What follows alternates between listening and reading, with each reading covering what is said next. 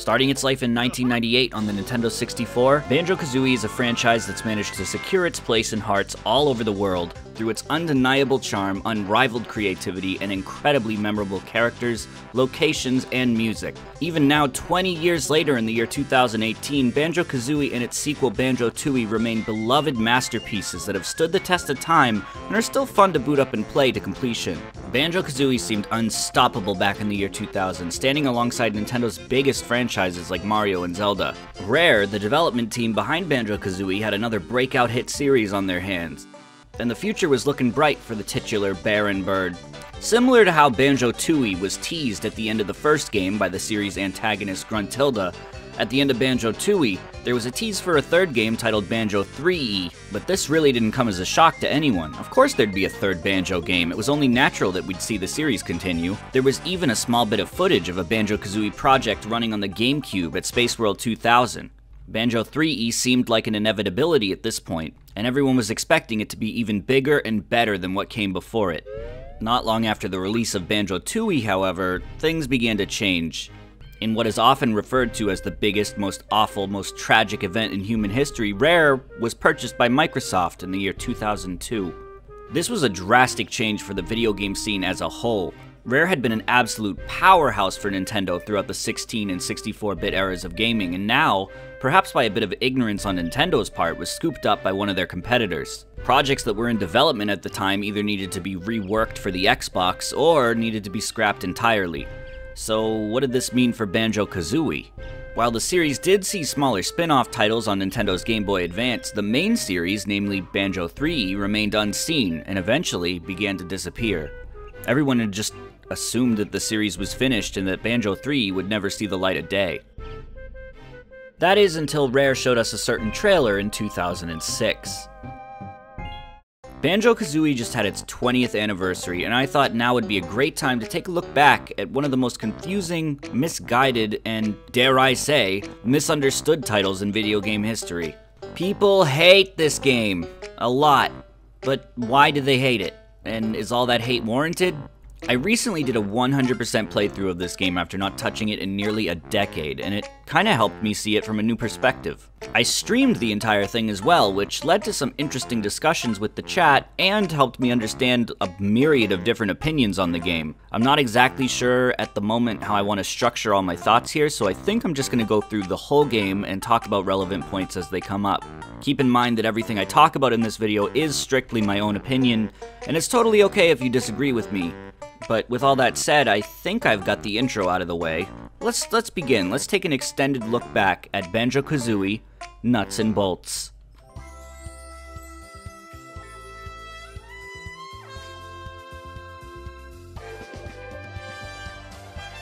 Banjo-Kazooie Nuts and Bolts was released in 2008 on the Xbox 360 to universal confusion. Gameplay revolving entirely around vehicles, a mission-based structure, a new art style, no new moves to learn. It was a massive departure from the previous games in the series in almost every single way. Taking something that was so universally beloved and changing almost everything about it seems like the worst idea in the world, and that led many to understandably dismiss the game immediately. Some fans, myself included, however, decided to give the game a shot anyway. After all, it was Banjo-Kazooie. No matter what form it took, it was still gonna be a good time, right? When you first start up Nuts and Bolts, you're greeted by the familiar sight of Spiral Mountain. This title screen alone, accompanied by a new rendition of the classic Spiral Mountain music by veteran series composer Grant Kirkhope, was enough to inject some reassurance into cautiously optimistic fans.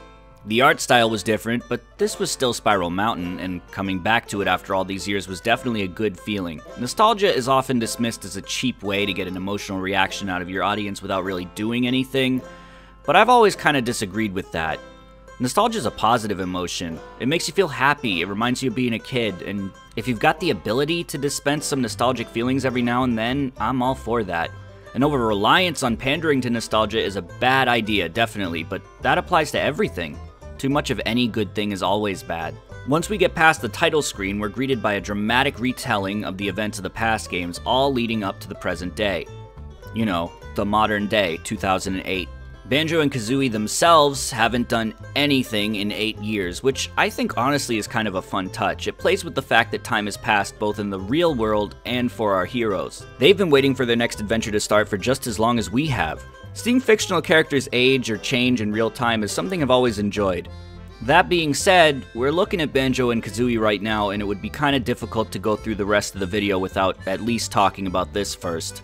So I suppose now would be as good a time as any to discuss the character redesigns. The whole reason I wanted to make this video in the first place was to defend this game, so I kind of feel bad that one of the first things I'm going to talk about is negative. In short, I don't like these character designs at all. I think they're ugly and bad. But that being said, there are a few positives to these character designs that might not seem apparent at first. Comparing these characters, old and new designs, just completely on their own, separated from the games they appear in, the new ones really are a step down in almost every way, in my opinion. The original designs had a very charming simplicity to them. Everything was round and simple. They were all cute, lovable, and very easy to read. The designs in Nuts and Bolts, however, kind of go in the opposite direction. The characters all have a very blocky look to them, and more realistic features. The googly eyes are gone, the soft edges are gone, Kazooie's wearing, like, eyeliner now for some reason. Boggy looks like this! They gave everyone goddamn people teeth. I don't know what the obsession is with giving cartoon characters realistic people teeth, but it's gotta stop. I don't know who finds this stuff cute or appealing, but I certainly do not. While I think most people prefer the originals for obvious reasons, I will say one good thing about the new designs that I rarely see people talk about. The new designs definitely fit into this style of game more than the old ones would have. I can't really see classic Banjo driving around these blocky cars and exploring this world in particular. The gameplay shifted in a completely new direction, and I think that the art style of the characters changed to reflect that.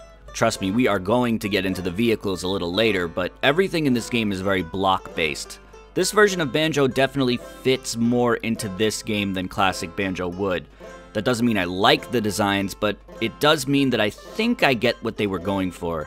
A different kind of game requires a different look sometimes. It's just a shame that these designs are so unappealing in my opinion. Back to talking about the intro of the game though, we're shortly reintroduced to Gruntilda, who after the last few battles with Banjo and Kazooie has been reduced to a skull. She makes her way over to the heroes and confronts them. Not sure what she was planning on doing here, considering her lack of combat options, but before their fight even has a chance to start, it's interrupted by a new character, the Lord of Games, or Log for short. The Banjo series has never been a stranger to breaking the fourth wall, but this character straight up demolishes it. He claims to be the creator of all video games, and after poking fun at the pointless, outdated collectathon genre, claims to have a better way to end the conflict between Banjo and Gruntilda once and for all. A lot of people seem to be offended by this scene. It pokes fun at the previous games and trivializes them, making them out to be kind of boring wastes of time. While I clearly disagree with what Log is trying to say here about collectathons, I don't necessarily find this joke to be in bad taste or anything. A recurring theme in a lot of Rare games is to make fun of themselves and their past work. I mean, look at characters like Cranky Kong. Rare created him back in Donkey Kong Country, and his entire character is just making fun of the Donkey Kong Country games, insulting them in countless ways. Nuts and Bolts is full of jabs at Rare's other games, especially grabbed by the Ghoulies. What I'm mainly saying is that I don't think this is meant to be a malicious joke, and I don't think it's supposed to dismiss the previous games as inferior. I think this is just an in-game explanation for the gameplay shift. This is a very different game, so they gave an in-game reason as to why. Log, who is the creator of this game and all other games, was bored of the old style and wanted to try something new and exciting. After the whole joke thing, Log slims down Banjo and Kazooie and gives Gruntilda a new robotic body before unveiling his new gameplay idea. Before we get to that though, I'd like to point out that I think Gruntilda has one of the best character redesigns in the whole game, one of the only good ones. The robot body looks great, and her head kinda looks the same as it did in past games. I think it works really well. Log then summons 2 vehicles and opens up a portal to a brand new game world that he created.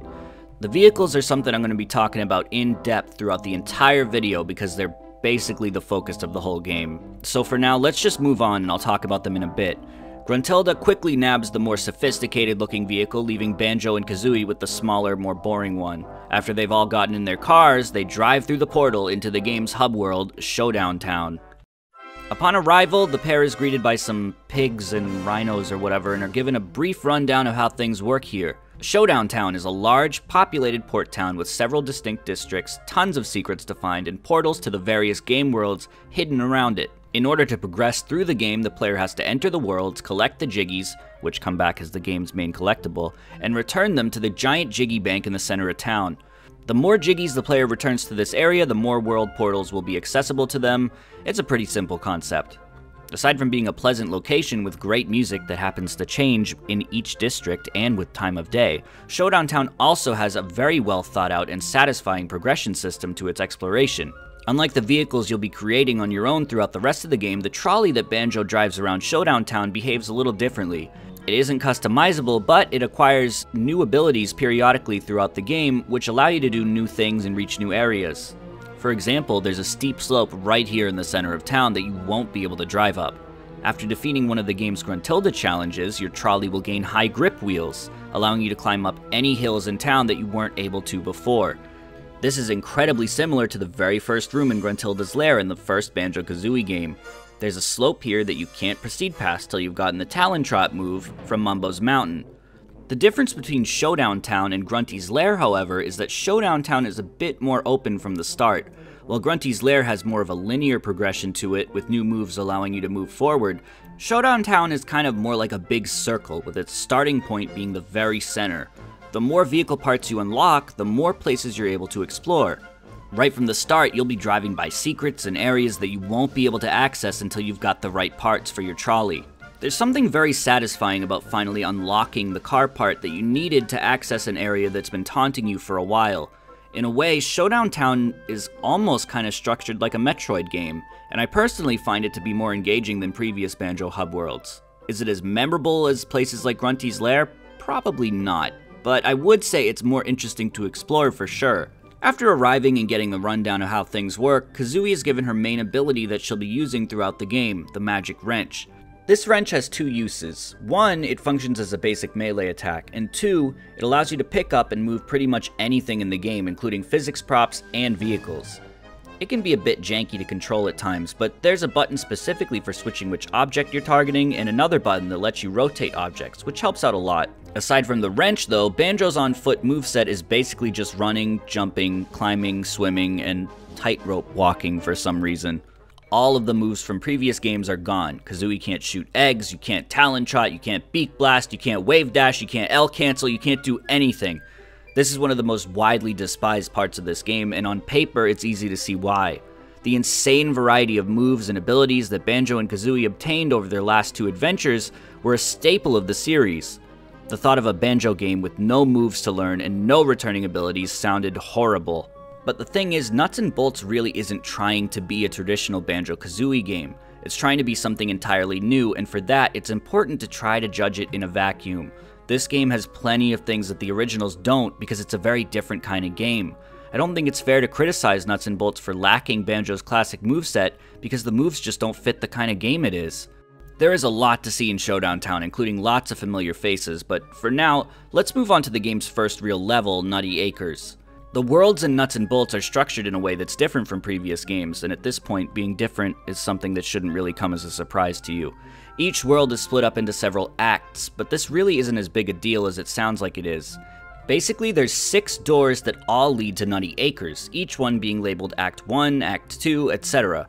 Each of these doors leads to the same world, but there will be different things to do in each act. This is kinda similar to selecting a star in Super Mario 64, however, instead of focusing on one specific objective, each act will have various things for you to do. Some collectibles, like Jiggies and Jinjos, will vary between acts, meaning that you've got to find a new set of them in each one. Notes, on the other hand, will carry over between acts, meaning that you can hunt for each world's notes over time as you complete acts at your own pace.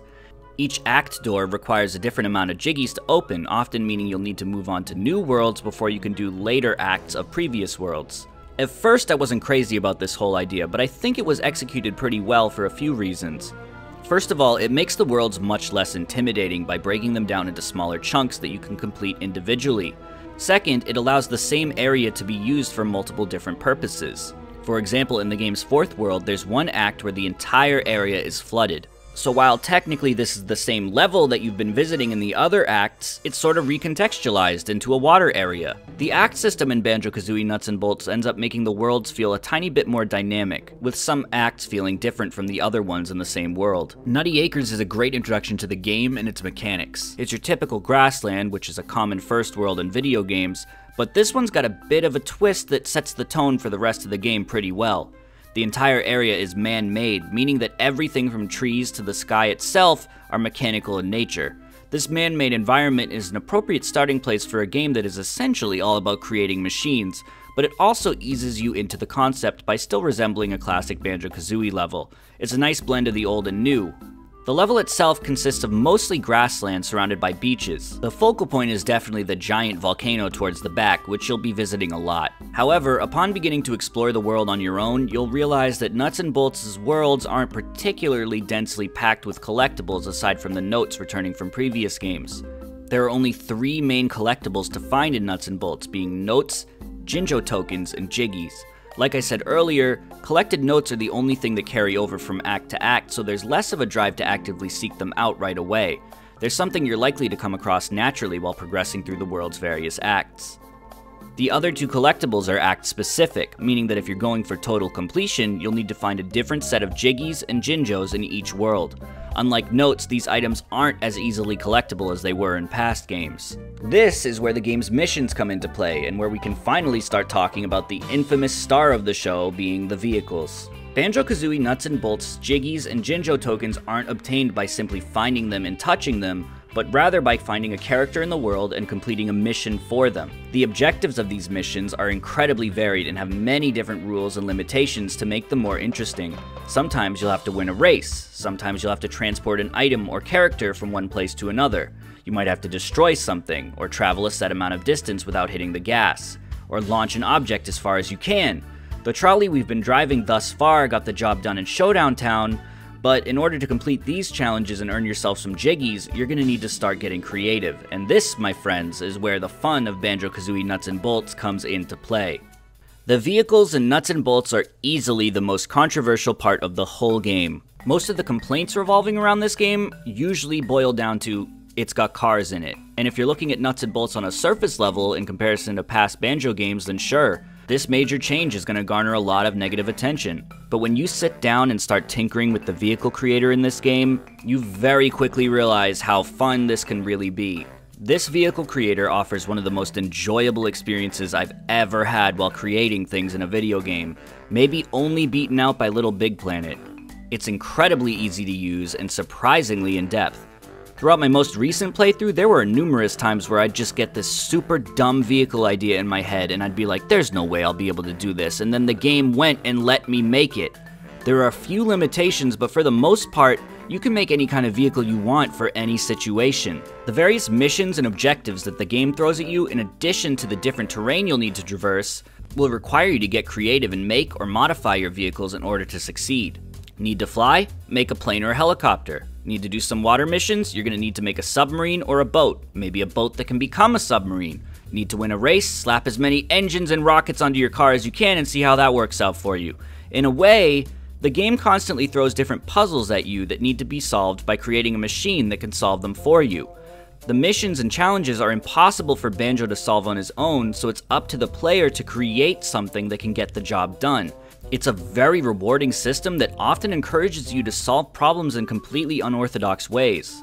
For example, take a look at this challenge from Act 1 of World 4. You're tasked with creating a vehicle that is capable of gliding as far as possible after going off of a ramp. You're allowed to accelerate all the way till the end of the ramp, but once you pass through the ring, your engines will all shut down. Making a vehicle with wings that can glide well seems to be the obvious solution, but I opted to get a little more creative and try to solve the problem in a different way. I ended up creating an incredibly fast ground vehicle with Banjo's seat mounted to the very front. Behind Banjo's seat, I added a spring and a detacher. After cruising down the ramp at the very last second, I detached Banjo's seat and then launched him, and here's what happened.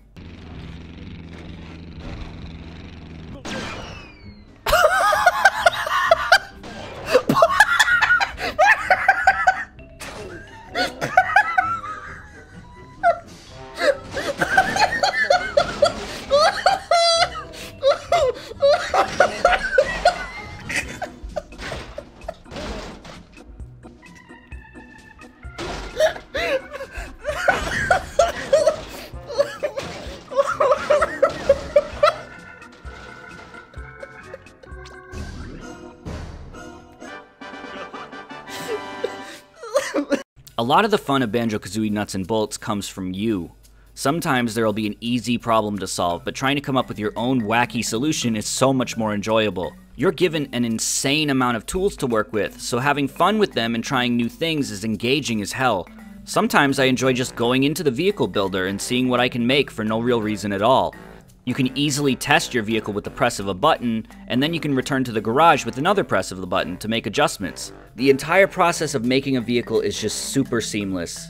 Vehicles are all block-based, so it ends up feeling a lot like playing with Legos. There are a massive amount of parts that are split up into several categories, and most of these parts will affect your vehicle in different ways. Every vehicle you build has 5 different stats, the first of which is speed, which obviously measures how fast it'll be able to move. The more engines or rockets you add, the faster it'll be able to go. Fuel also obviously measures how much fuel your vehicle can hold. Running out of fuel is never something you have to worry about in the overworld or while just exploring a level, but during missions, running out of fuel can be a big problem. Adding more fuel tanks will increase this stat, but there are also modes of transportation that don't require any fuel at all.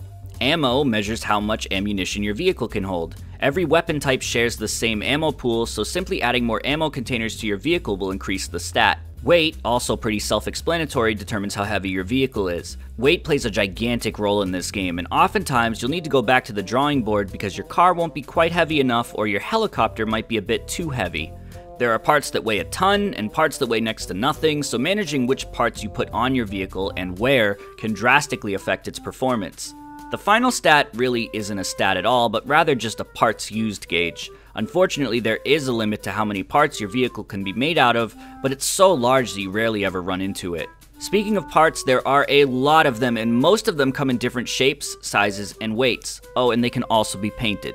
Aside from the important parts like engines and fuel, there also exists a ton of body parts that let you shape your vehicle in any way you want. These ones are definitely most comparable to Legos. They're really what let you get creative with how your vehicle looks, and they can also play a huge role in its weight. The weapons range from basic egg shooters to deadly lasers. There are close-range weapons, weapons that don't require ammo, weapons that slow down other vehicles, and even manable turrets, which are very handy for missions where you need to defend things from enemies. There are also technical parts called gadgets, which when used appropriately can let you do some really neat things. Gyroscopes let you twist and turn mid-air, suck and blows let you suck and blow things, sticky balls, which are also incredibly useful, attach themselves to anything they touch, allowing you to tow things easily.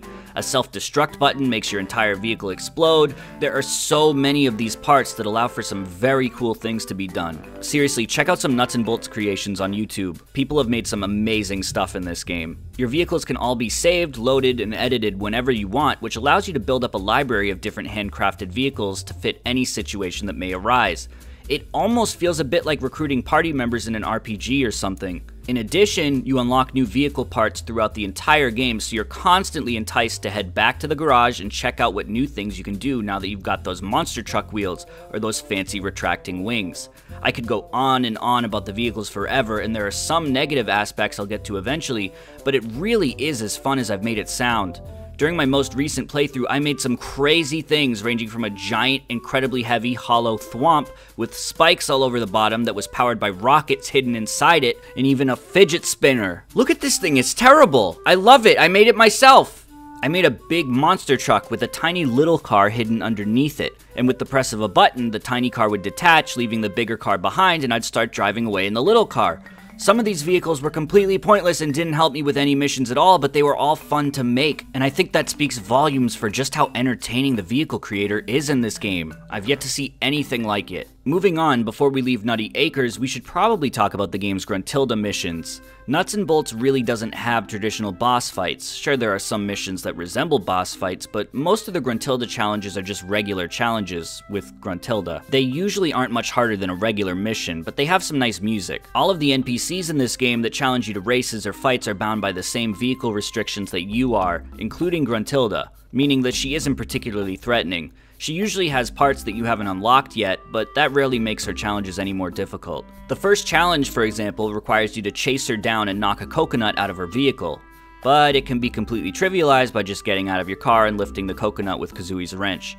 I feel like a bit more thought needed to go into Gruntilda battles to set them apart from other missions, but they hardly drag down the experience. They're just a bit anticlimactic is all. The cool thing about Gruntilda missions, though, is that after completing them, your Showdown Town trolley will receive an upgrade which allows you to access new areas and reach new collectibles. Grabbing Grunty's nut in the first challenge will award you with the high grip wheels, meaning that the steep slopes in Showdown Town won't be a problem anymore. There are more things to do in this world, especially considering that Grunty only shows up in Act 3 out of 6, but for now, let's head back to Showdown Town. Now that we're back in the hub, I figured it might be a nice idea to talk about some of the things there are to do and find here. But before we do that, we need to head over to the Jiggy dispenser and collect the Jiggies that we earned in Nutty Acres. In this game, collecting a Jiggy doesn't simply add it to your total, but puts it in the Jiggy dispenser outside the world. It's up to you to transport those Jiggies physically, in the bed of your car, to the Jiggy bank in the center of town. At first, physically driving your Jiggies over to the bank might seem like an unnecessary chore, but it actually proves to be kind of fun and rewarding. It feels good to put them in the bank yourself, and if you got a lot of Jiggies to deliver, things can get kind of chaotic, but in a fun way. The town center itself is home to a few sites. Humblewumba returns as a merchant, and she'll sell you new vehicle parts and some pre-built vehicles for notes. Buying parts from her is always exciting because it gives you new things to play around with, but I've never once bought and used any of her pre-built vehicles. I've got a lot of negative things to say about the entire concept of pre-built vehicles in this game, but I'll save that for later. Mumbo also hangs out here as the owner of Mumbo's Motors, which is the garage we've been doing all the building in. You can physically walk into the garage, but it's also accessible from pretty much anywhere via the pause menu. The most important part about Mumbo's Motors, however, is the little square area, or squarea if you will, out front. Hidden throughout Showdown Town are little pinkish purple crates. They're up on ledges, behind laser gates, being guarded by ghosts, you name it. They're absolutely everywhere and serve as an incentive to explore Showdown Town, often being just out of reach until you acquire a certain vehicle part for your trolley. If you grab one of these crates and bring it back to the square in front of Mumbo's Motors, you'll unlock some vehicle parts, making every single one of these crates valuable and worth your time. You won't know what's in the crate until you bring it to Mumbo, so it's always worth grabbing them if you can. Vehicle parts really are the best possible reward in this game, as each new vehicle part allows you to push your creations just a little bit further. Even getting something as minor as just another small engine could make a difference. For this reason, exploration is directly tied to increasing the amount of tools at your disposal, making it even more worthwhile. Bottles also returns. Hooray! To be honest, his inclusion is pretty underwhelming. He operates a small hint emporium, and you can spend your notes here for tips, but I didn't really find any of them all that useful.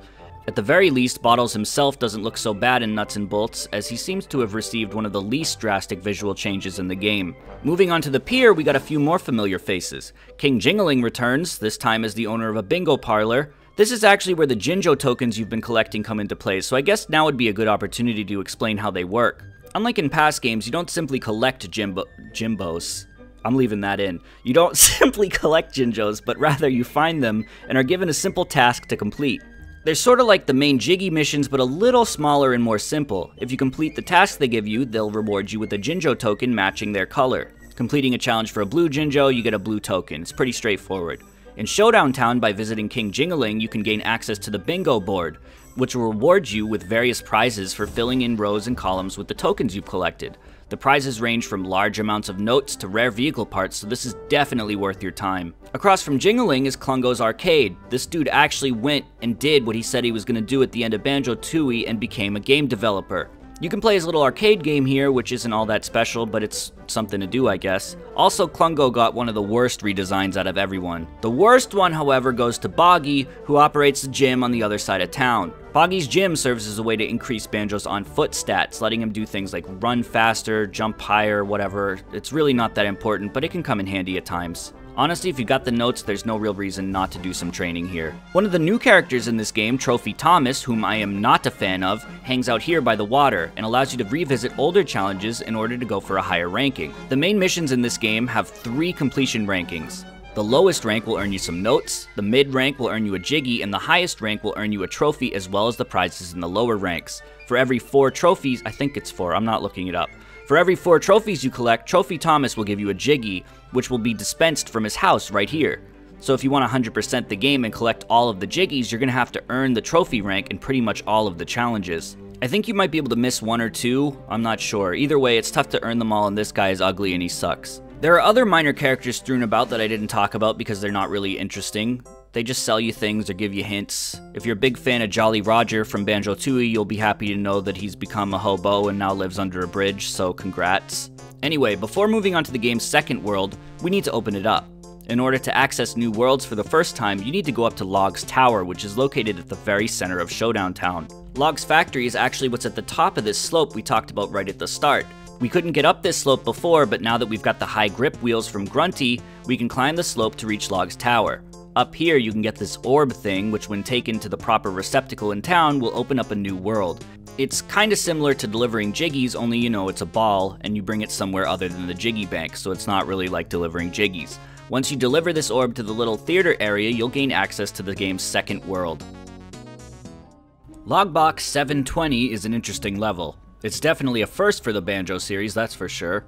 This world takes place inside a video game console with all the bells and whistles you'd expect. Lots of computer parts, a bunch of purple coolant flowing all over the place, game discs, all that stuff. My favorite little detail about this world is if you crash into certain objects, it'll mess with your game's visuals or audio for a second. It's a pretty neat little touch. There's also this. What does that say on the side of the disc? Wait, hold on. I need to start at the beginning. Banjo-Kazooie, Rare, 1998. The Bear and Bird's first adventure. Will anyone remember Nuts and Bolts in a decade?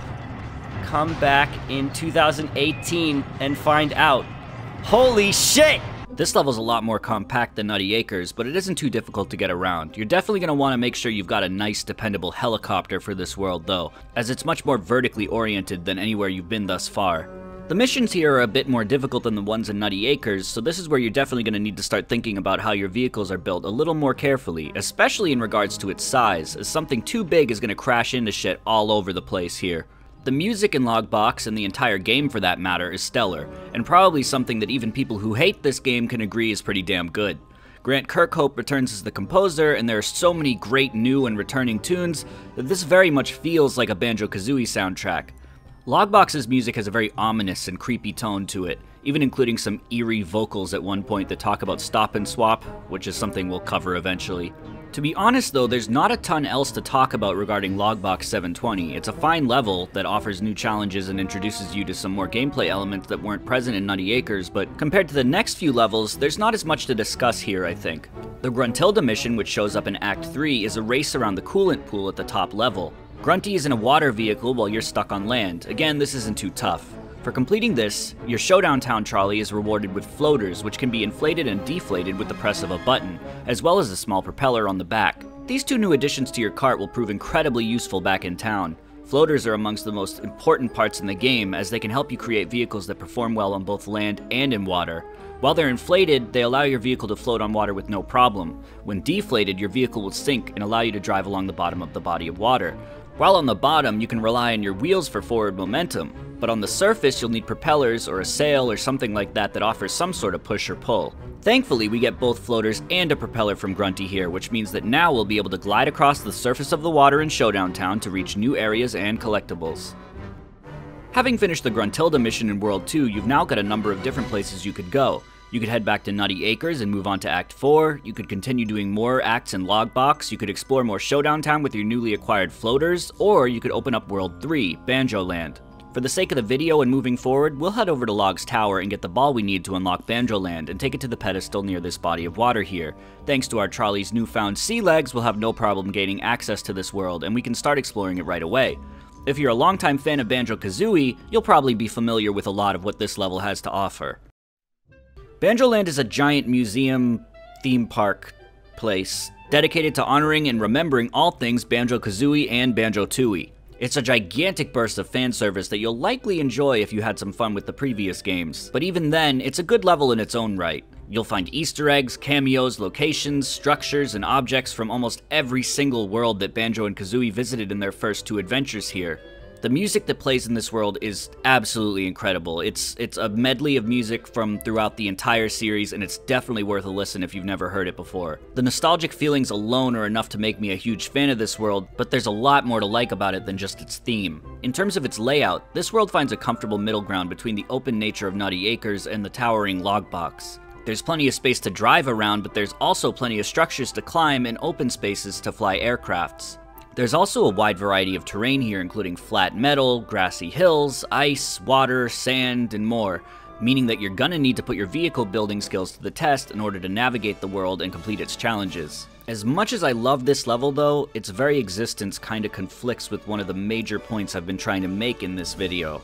A lot of the disdain for nuts and bolts comes from how different it is from previous Banjo games. People dislike this game because it's not like the originals, and as I discussed earlier, that's kind of a valid complaint when looking at this game as the third mainline Banjo-Kazooie game. Changing everything about a series from its graphical style to the basic fundamental gameplay mechanics is bound to cause confusion and anger amongst fans of the originals, especially after such a long wait for a proper sequel. I've been trying to make the case that in order to truly appreciate Nuts and Bolts for what it does well, you need to try your best to draw a line between it and the games that came before it. Nuts and Bolts isn't trying to be anything like the first two games, it's trying to be something new, and it's not fair to hate on it for not being something that it didn't try to be. Banjo Land, while an amazing throwback, is confusing because it throws the previous games right in your face. Not only will you be bombarded by familiar sights and sounds in Banjo Land, but a lot of the old references even use the old art style, directly importing models and artwork from the original Nintendo 64 games. This level could even make someone like me who really enjoys Nuts and Bolts start feeling like, man, I just kinda wanna play an old Banjo game right now. The problem there is that Nuts and Bolts doesn't scratch that itch. It scratches a different itch, but playing around in Banjo Land makes me itchy in a way that Nuts and Bolts can't really scratch, if that makes any sense. At the end of the day, I think that Nuts and Bolts would have been much better off had it not been a Banjo-Kazooie game. If this game had focused entirely on a new IP with new characters, while this is just speculation, I think it would have been remembered very fondly today. What's here is an incredibly inventive game. It's a game that thrives on creative thinking and problem solving. It's a game with a satisfying gameplay loop, significant feeling rewards and progression and exploration. It has one of the most interesting and well-executed vehicle creators I've ever seen, and that vehicle creator ties into every other aspect of the game so damn well. So then why do people hate this game? Why isn't it remembered as a classic? Why do people say things like, remember what Rare did to Banjo-Kazooie, like it's a bad thing? The reason they do that is because when it's all said and done, no matter how good Nuts and Bolts is at what it does, it is always 100% of the time going to be living in the shadow of the beloved classics that are the first two games. By changing things so drastically, all it's going to do is be seen as something that trampled on the childhoods of people who grew up with the N64 games. As much as I've been urging people to, Banjo-Kazooie Nuts and Bolts can't be divorced from the games that came before it because it stars Banjo, Kazooie, and Gruntilda. It's got Spiral Mountain, it's got the classic music, it's got worlds like Banjo Land, it's got Klungo. No matter how hard we try, and no matter how much people like me try to defend it, it'll never be able to separate itself from Banjo-Kazooie and Banjo-Tooie. And I think that's just a damn shame. Shifting gears back into Banjo Land though, there really is a lot here that'll make you smile if you're a Banjo fan. Also, I can't believe I'm 24 pages into this script and I haven't used shifting gears as a transition yet. I couldn't possibly list all the Easter eggs in this level, but they are absolutely everywhere, and a lot of times they play a role in the missions you'll have to do. One of the first missions that was a major roadblock for me shows up in Act 1 of this world, in which you have to defend Clanker's eyes, yeah, this Clanker, from waves of enemies. The messed up part about this whole thing is that Clanker has been completely disassembled. He used to be able to talk and swim around, but now he just stares at you while his body is in pieces all over the place. Pour one out for Clanker. Rest in peace, buddy. Anyway, this challenge is really difficult and is one of those times where you really need to try to think of creative ways to figure it out. You could create some sort of cages to put over Clanker's eyes to protect them, or you could create a mounted turret to manually take aim and kill the enemies. It's hard, but I appreciate how much a mission like this made me think. If I recall correctly, this was one of the first missions that I decided to leave uncompleted and return to later with more vehicle parts at my disposal. This would be a good time to talk about the enemies in the game if I had anything to say about them. They're super forgettable. They just try to slow you down by doing things like ramming into you, blowing you off ledges, immobilizing you, and other naughty activities like that. Sometimes they'll play a fun role in missions, but they're just a nuisance when you're exploring levels. I personally would have liked it if they were completely removed from the game everywhere outside of missions, just because they can make the game more frustrating than it needs to be. If I'm just trying to fly somewhere, I don't need some idiot clinging to me and dragging me downwards. It just slows things down. I'd say they at least serve as sort of a hazard to make worlds more dangerous to explore, but Banjo can't die in this game, and if they break your vehicle, you're never more than a few button presses away from spawning in a replacement. Banjo technically has health in this game, but when out exploring, running out of health just immobilizes you for a second and then you're good as new. Running out of health while in a mission, however, immediately fails the mission. I actually like this, because dying in the overworld wouldn't really serve any purpose. The challenge of this game comes from, well, the challenges. People criticize this game because you can't die, but you can still die, only it's restricted to missions. If you died while just exploring, what would that accomplish other than wasting your time and kicking you back to the world entrance? They streamlined the concept of running out of health in this game, and I think it works pretty well, honestly. The Gruntilda challenge in Banjo Land occurs in Act 4 and requires you to knock her out of her vehicle by dealing enough damage. The catch is that her vehicle is jumping all over the damn place, which can make it hard to hit her unless you got the right tools. Boy, I wish I had some of those springs that let her jump like that, you may be saying to yourself. Well, don't worry, because by beating Grunty, you unlock some springs, which allow your Showdown Town trolley to jump. How convenient. While their primary purpose is for jumping, the springs technically will only do that for you if you put them on the underside of your vehicle. All they really do is extend incredibly fast, which means they can also be used to push or launch things with incredible force. You can use them offensively or even for sending things flying, which is how I built that launcher I showed you earlier. The springs are a perfect example of how many alternate uses many of the vehicle parts have, and how creative you can get if you just shift the way you're thinking about things. Using these springs, you could make something like a catapult. You know, that'll come in handy for launching Jinjos and stuff. Go for it. For now though, let's leave Banjo Land and return to Showdown Town, now equipped with the springs. Being able to jump will let you reach high up areas, making exploring a ton easier. Because you're controlling a vehicle and not a character walking around on the ground, jumping requires a bit more forethought and commitment, so it's important to keep that in mind. After depositing your new Jiggies into the bank, you can grab the level sphere and open up World 4, the Jiggoseum. This world has some of the most fun challenges in the game, so let's not waste any time and head there right away. As the name implies, the Jiggoseum is a massive sporting coliseum. I don't have many points to bring up with this world, so we'll probably get through this one pretty quick like we did with Logbox. Compared to Banjo Land and pretty much everything before it, the layout of this level is pretty simplistic, being essentially a massive open area with a ton of empty space. There's ramps, catwalks, and even some tunnels in the back that lead to a lobby and concession stands, but the main area is wide open. While at first this level may seem sort of bland in terms of its layout, its open nature allows for some really interesting missions and challenges, most of them being sports themed. You'll have to carry basketballs through a hoop, knock over dominoes, light the Olympic flame, you even play a big game of darts. As far as things to talk about here though, there's really not much to say. The Jiggoseum is noteworthy however because it's the only level in the game with 2 Gruntilda missions. There was a cut world from this game that was supposed to be Wild West themed, so it's possible that one of these challenges was supposed to take place there. For the first of the 2 Gruntilda challenges, the entire Jiggoseum will be flooded, which is pretty neat. The objective here is to shoot some beach balls into some goals, all the while trying to avoid Grunty's attacks. You'll need a speedy water vehicle that's capable of pushing or carrying large objects, so make sure you've got one of those. Technically, you could also use a flying vehicle. You can solve these problems however you want, there's just a lot of water here. If you manage to defeat Grunty here, your Showdown Town cart will be upgraded with a scuba seat, allowing you to breathe underwater indefinitely. Of all the vehicle parts for your trolley, this one probably gets the least amount of use in Showdown Town, but it comes in handy a few times while trying to navigate some underwater areas. The second Grunty challenge can get really stressful, but there are a ton of fun ways to go about winning. Your objective here is to protect billiard balls from being destroyed by Grunty's laser over the course of 9 rounds. If she destroys enough of them, you fail. This is actually one of the challenges I remember having the most fun experimenting with. My personal favorite way to defeat her is to take a vehicle with a sticky ball, attach it to Grunty's vehicle itself, then you can drag Grunty away from the billiard balls. However you decide to protect the billiard balls from Grunty, if you manage to do so, you'll be rewarded with a laser gun of your own. The laser is one of the most powerful weapons in the game, but it chews through ammo super fast.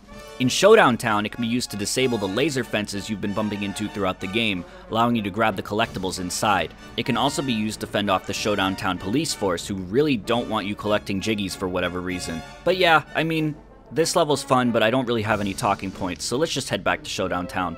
Now that we're done with Grunty's Jiggoseum challenges, we should head back to Log's factory. Once there, we can get the level sphere and unlock the final main world. You may notice that we're nearing the end of the game now, and I've barely said anything negative about it. Once we get to World 5 though, I'm going to be talking a lot more about some things that I dislike about Nuts and Bolts, because this world is where all of my issues are most apparent. So let's head over to the residential district, place the ball in the thing, and enter the game's final world, the Terrarium of Terror. The Terrarium of Terror is, well, it's interesting. It has a very cool aesthetic and theme to it. If there's one thing that Nuts and Bolts does really well, it's that all its worlds are very different from places that Banjo has been before. Synthetic Island, inside a video game console, a giant museum, a sports arena, and now a giant terrarium floating in space. It's got a heavy alien and sci-fi theme, and those are all things that I like a lot. That's about where my enjoyment of the level ends, though. Unfortunately, this world is where the game starts to feel like it's overstaying its welcome, and I'll hopefully be able to explain why throughout this section of the video. Let's start with the layout. This place is confusing to navigate, plain and simple. It's made up of various glass spheres floating in space connected by tubes. But how each of these areas connects to the other areas can be difficult to keep track of. Unlike a lot of the other levels, the segmented nature of this one means that there aren't visible landmarks to help you understand where locations are in relation to one another. If you asked me to close my eyes and imagine each of the game's worlds in my head, I could pretty accurately tell you where most of the things are. The volcano in Nutty Acres is at the back, there's an airstrip to the left of the volcano, the farm is in the middle, to the right there's a big pile of crates, and then there's a dock. With the Terrarium of Terror, I could not even begin to piece the world together in my head. I remember specific places, but not where they are. In addition to being confusing to navigate, the world is hands down the least vehicle-friendly in the game. But the uneven terrain, vines all over the place, small tunnels and pathways, annoying enemies, and even underwater sections, just getting around can be really frustrating. Everything feels too cramped compared to previous levels, and not in a good way. Instead of being challenging and fun to navigate, it just comes across as poorly designed at times. The game is about building and operating vehicles, but the level doesn't feel like it was made for that. The confusing and cramped layout of this world makes a lot of the challenges here way more frustrating than they need to be. The missions in Terrarium of Terror are, for the most part, not very good. There are a few fun ones, but by and large this world contains the most annoying challenges in the entire game.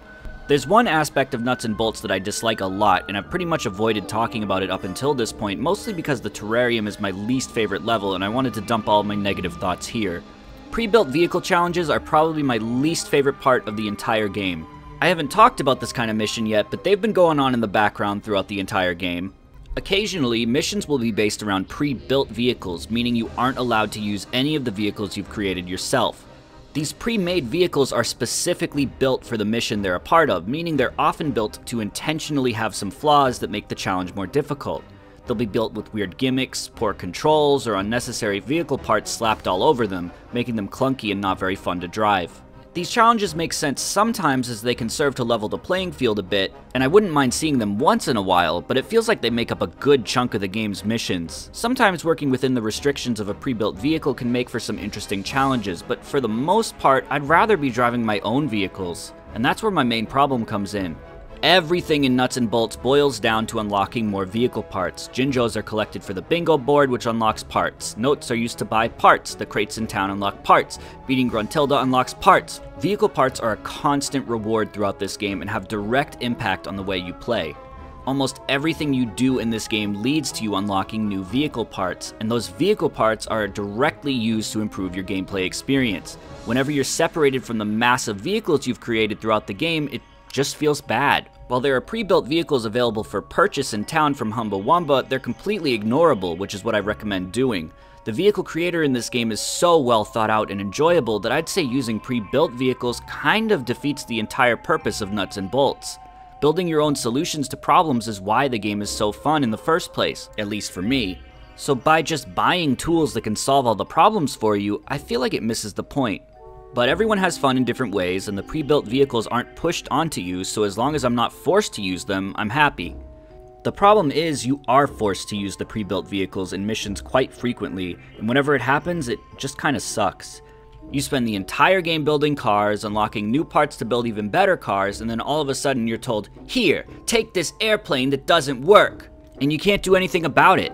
I suppose you could just skip some of the challenges if you aren't going for 100% completion, but I don't like missing out on content in games like this. Like I said, there are a handful of fun pre-built vehicle challenges, and some of them would definitely be too easy to complete if you could just use your own broken, overpowered vehicles, but I think the reason I dislike these challenges so much is just because they're like the complete antithesis of what makes Banjo-Kazooie Nuts and Bolts such an interesting and unique video game. The level of customization on offer here is staggering, but whenever you have to use one of their pre-built cars, all that goes away.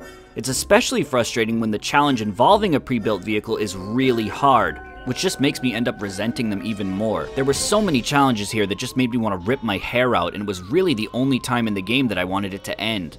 Like this one where you have to destroy all the grunt bots in a room with very limited ammo. The terrain of this room and the erratic movement of these things is a terrible combination.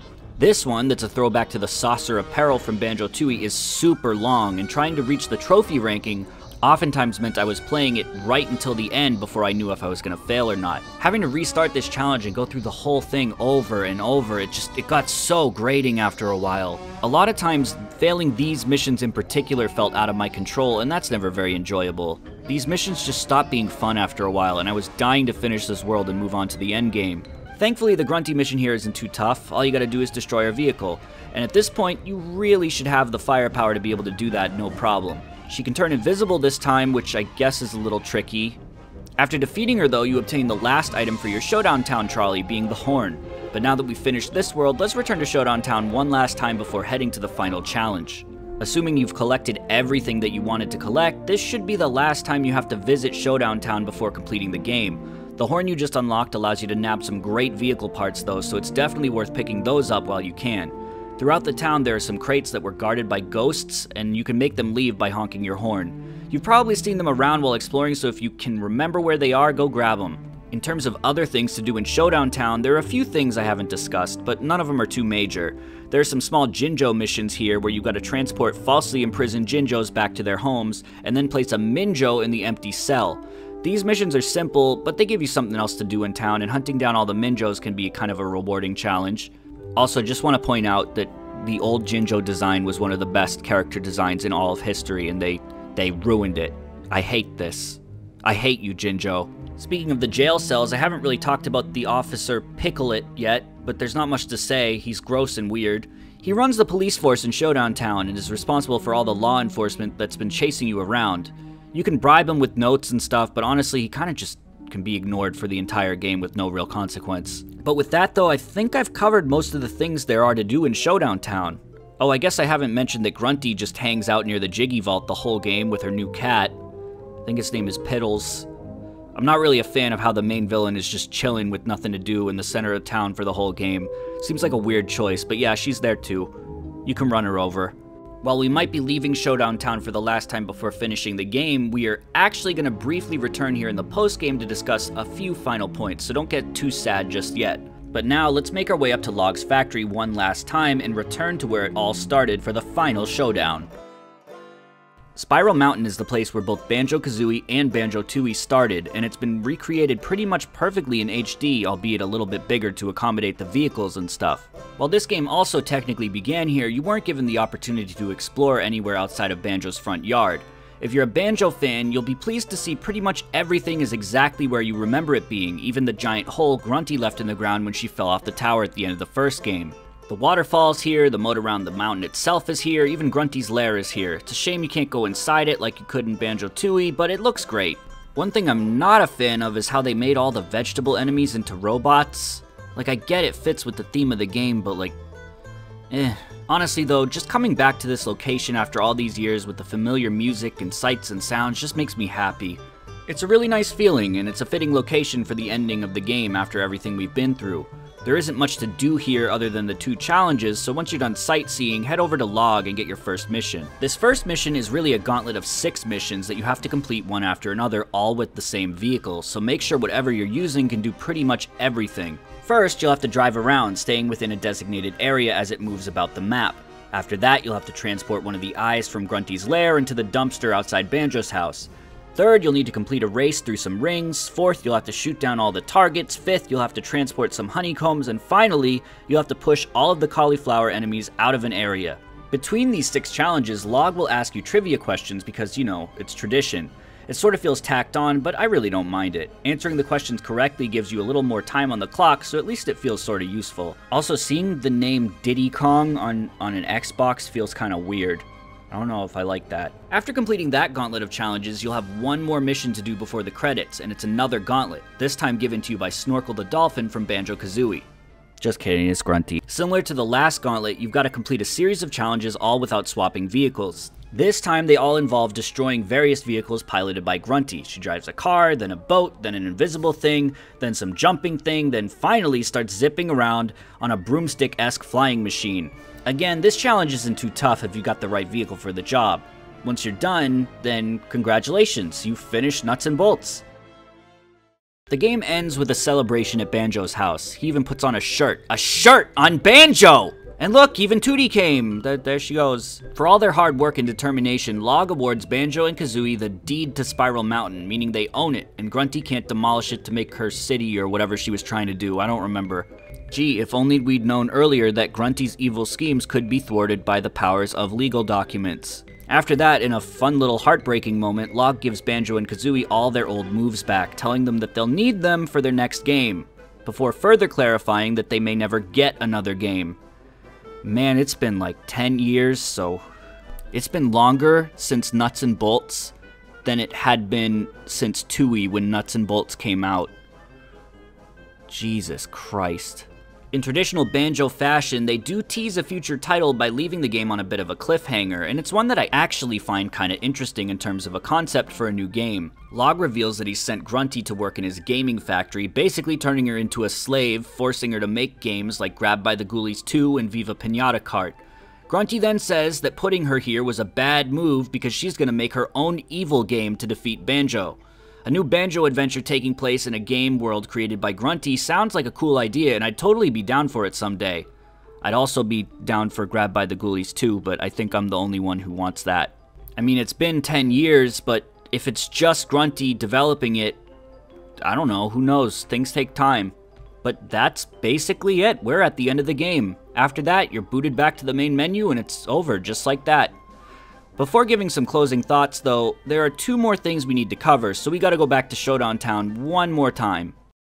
For anyone who grew up with the original games, the words stop and swap are bound to fill you with memories of mystery and false promises. Stop and swap was originally meant to be a way to transfer items collected in Banjo-Kazooie over to Banjo-Tooie, unlocking some secrets in the process. In the original game, there were some mysterious items that could be collected, being 6 colored eggs and a giant key made of ice, the Ice Key. The Key of Ice. I remember spending countless hours as a kid trying to figure out what these items did and what the purpose behind them was. Mysteries like this in video games were fun. They were just the right amount of cryptic and ominous. Digging into them was intense, and it felt like I was trying to unravel an unsolved murder or something like that. It kind of felt like I was digging into something I wasn't supposed to be. Maybe it's because of the low-poly, relatively empty nature of games from the time, but they always felt like they were hiding something for some reason. It always felt like there was a dark secret. If you couldn't get behind a door or you couldn't open a certain chest, it always felt like there was something in there, you know?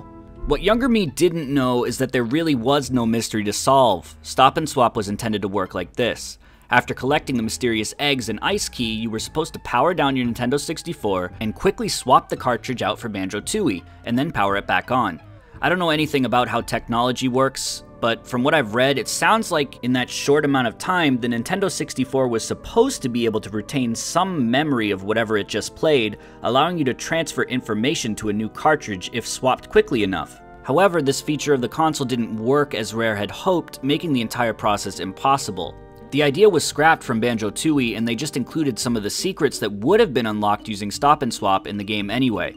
You were able to find the Ice Key and 3 of the mysterious eggs in Banjo-Tooie, which would give you some cool unlockables, including being able to turn Kazooie into a dragon and playing as Jinjo in multiplayer. While Stop and Swap never ended up working as originally intended, it was brought back with Nuts and Bolts, and it actually unlocked some secret vehicle parts.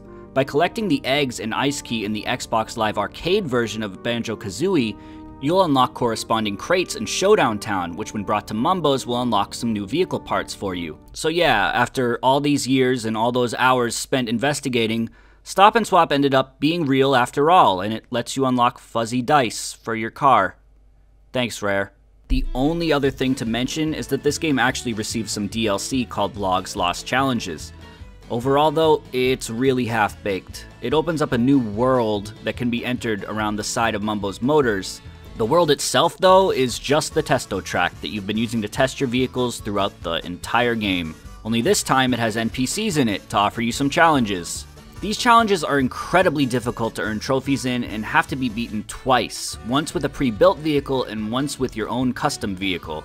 Honestly, if you're dying for more content, it's there, but it's definitely not all that interesting. The fact that it takes place in an existing area is really boring and it just ends up feeling rushed.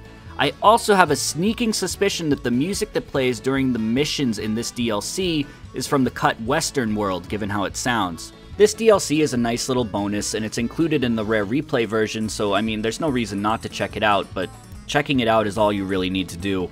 Other than Logs Lost challenges though, there's nothing else to cover. I've pretty much gone through the entire game and talked about what I wanted to talk about when it came up.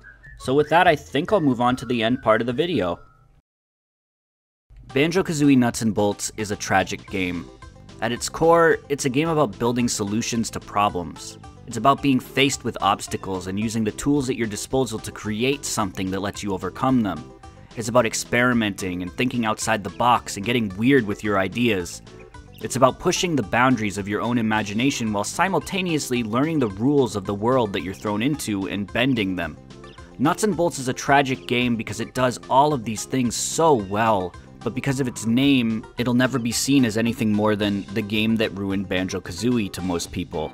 Despite everything that this game does right, it'll only ever be judged in a negative light for not being something that it never set out to be in the first place. It's far from a perfect game, but it stands on its own as an extremely unique and well-made experience that I believe is more than worth your time. I don't know if I'd recommend 100%ing the game, but a casual playthrough is absolutely something I'd recommend to video game fans everywhere. It has been one whole decade since Banjo-Kazooie Nuts and Bolts was released, and time has not been kind to it. It's rarely looked back on with any sort of fondness and is typically blamed for the death of the series. In the eyes of many, this game is remembered as a failure and nothing more. And as long as it exists within the same series as the original two Nintendo 64 games, I don't see the public's perception of it ever changing, which is just sad to me. It's clear that a lot of heart went into this game, and I feel bad for those who worked on it. The amount of thought that must have gone into all of these vehicle parts and how they interact with one another is crazy to me.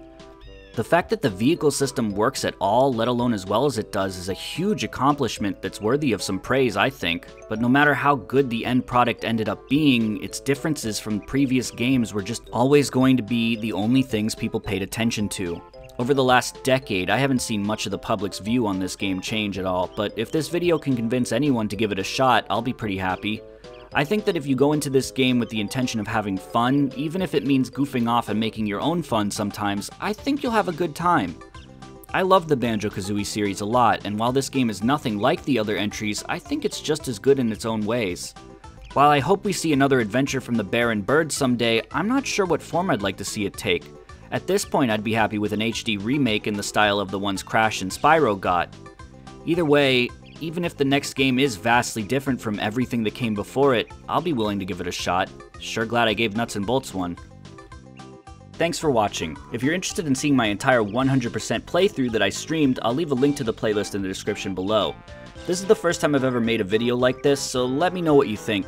I'm sure there are lots of areas that I can improve on, so leave a comment if you want to give me some feedback. This whole thing ended up being 40 pages, so I'm definitely not making anything this long again for a while. I've got a few shorter video ideas that I'd like to work on, so hopefully I'll see you next time for one of those. I stream almost every night on Twitch at twitch.tv/MikePanoots, so if you feel like stopping by and saying hello, feel free. I'd love to see you there. But with that, I'd say I'm done. Thanks for watching. See ya!